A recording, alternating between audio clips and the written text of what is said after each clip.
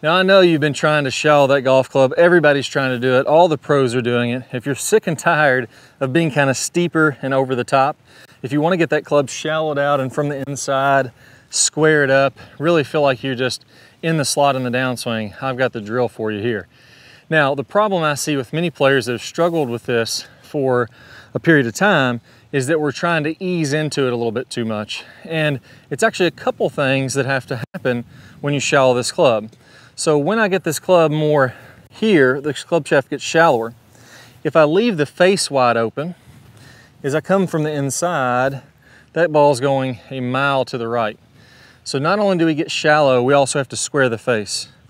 Not only do we get shallow in here, but we have to rotate through the shot now. So if I get much more shallow and I close my body off like a lot of players do, I don't open it up, then I'm going to be away from the inside and I'm either going to block it way to the right or I'm going to release my hands and I'm going to snap hook it to the left. So if you've been struggling to shallow the club, it's one of those pieces is missing. When you try to shallow it out, you're not having the other pieces that tie in with it. Now, here's a great way to get you over the hump once and for all, to get this thing that everybody's wanting to do. I want to really, really exaggerate it and then start with slow swings, preferably not over 150 yards of water like we're doing here. You just do this on the driving range. And you could even start with a middle iron if you felt more comfortable. Tee up a middle iron.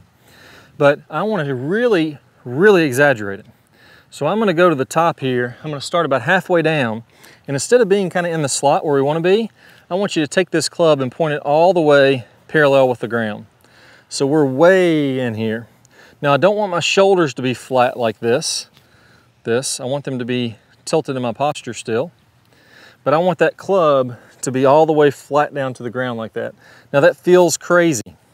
And from there, you're going to start to sense the two things that I talked about. If I don't open my body up, there's no way to get this club back squared up. If I go from here and I just kind of keep my body closed, it's going to be so far out there, it's not even going to be funny. So automatically you get that sensation of, okay, now I see why the pros are opening their body like that. Number two, you're going to feel like you really have to release the golf club and get that face to go. So let's start with the first piece here. I'm going to go to the top. I'm going to really get that thing super flat, about halfway down. And from there, I'm going to do a couple little half practice swings, figuring out, okay, what would I have to do to get that club back on a square plane and down the fairway straight. I'm definitely going to have to rotate my body open more, and I'm going to have to really feel like my legs stay bent. If I do this and stand up, there's no way to get it back to the ball. I have to keep in my posture and rotate there. So my legs are staying bent and I'm staying in my posture. This is not going to work at all. I have to do this to bring it back out there. So let's make 3 or 4 swings to be able to make that happen. So again, halfway back, or halfway down, excuse me, very, very flat. I'm feeling that a few times. And then I'm actually going to hit a ball from there. There we go, and it may be terrible like that. It may just be an awful shot. That one was a hook to the left. Got it over the water, thank goodness.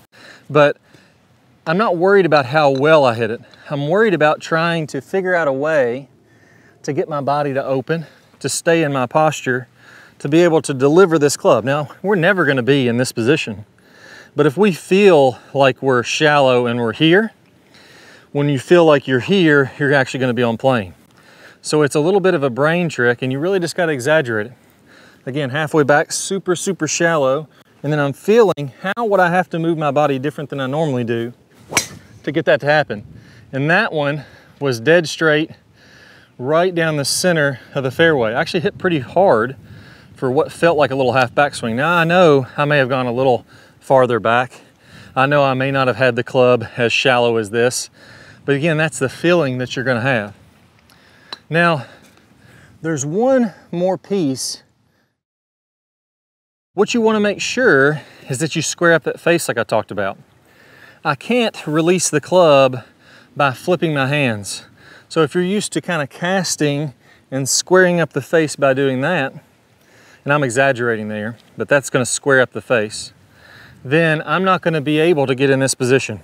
Because again, if I stand up and flip, it's just never going to work. I have to get it from here, and I have to square up the face by actually rotating the hands in a specific way. So when I rotate my hands the way the pros are doing it, then I can come from the inside and still release that club face. It's what I call the move. And I have a great drill, an awesome drill that just makes this instinctual. It's called the tennis racket drill. And with this, and you're automatically gonna sense it right away once you see this tennis racket, you're gonna be able to square up the hands the right way so that no matter how far you get inside, and no matter how far you rotate open, no matter how hard you swing, you know that you're gonna be able to release that face and have that nice draw. So I'm gonna play a preview of that video here in 1 second. All you need to do is just go ahead and click the card that pops up on your screen. And no worries, if you don't see that card up there, just go down to the description below and click the link there, and you're gonna get instant access to this tennis racket drill. When you pair that up with what we talked about here today, this shallowing move, this rotation move, it's just so easy. It feels like you can just go at it as hard as you want to, and those balls are just turning over from right to left, nice and straight, not a lot of curvature on them. And that's why the pros are swinging that way. So I can't wait to share the tennis racket video with you. I can't wait to help you to really get this down once and for all. I'll see you in the tennis racket drill. Good player problems. We're going to talk about shallowing that club shaft out as we're starting down, as we're doing this rotating of the face that we worked on in the last video. As we start this downswing, what you'll see with basically all of the top players is instead of coming kind of over the top and letting the hands come out away from their body, letting the club come out away from their body, again coming down steep into the ball and then having to open up, kind of fillet open the face and add loft to it, the flattening of the shaft should happen as soon as we start down. So as we start this downswing, what we want to have happening here, you can imagine that if I draw a line from the hosel of my club up through my right elbow, that's my swing plane line, my elbow plane. As I go to the top of the swing, I'm going to be slightly above that. And then as I start down, I want my hands to start to shallow out. I want the club to shallow out inside of this elbow plane. And at the same time, I'm going to be